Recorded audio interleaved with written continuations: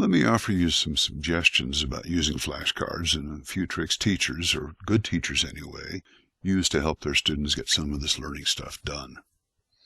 Yes, young minds can memorize things, all kinds of things, and lots of things.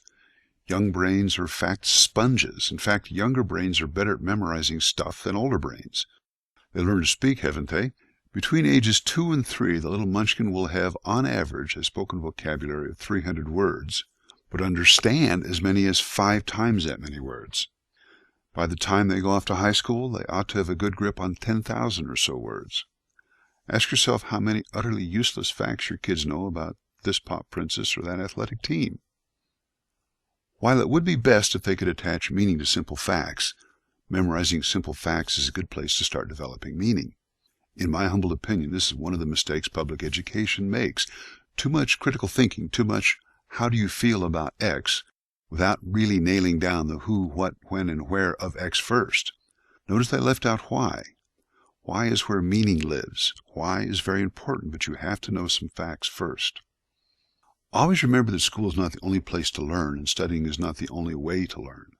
Don't let your kids tell you they learn all they needed to learn in school. In some cases, for some kids, for some lessons, school is not the best way, nor even a very good way. So never miss an opportunity to make learning happen. Make it painless, to be sure. I've offered some suggestions in this direction in my video on motivation. But be on the lookout for the odd chance to make learning happen. Give some thought to putting a stack of my flashcards on the dashboard of your car and make drive time into learning time. By the way, you notice I don't say teaching, but rather I say learning. Learning is the end, the goal. Teaching is one, and only one means to the real end of learning. The best possible outcome of teaching is to awaken curiosity. This is when the young'un finds fascination in a topic and is then compelled to go off and learn about it on their own. But this can be tricky. It's vexatious if your daughter, for example, wants to go off on her own and discover ballet one week and discover horseback riding the next.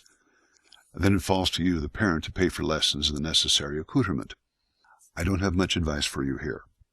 On the other hand, what if her little brother's been bringing home every repellent little insect he can find and has been doing it for quite a while now? Is it perhaps time to help him take it up a notch? Does he need and deserve the means to preserve and catalog his collection? Or perhaps a reference book? And don't be afraid to buy one that might seem too advanced. If he's really into bugs, he will figure out some of the books sooner than you might think. Or how about an inexpensive or used microscope? Not a toy microscope. Get him a real one and help him learn to use it. But a warning is necessary about now.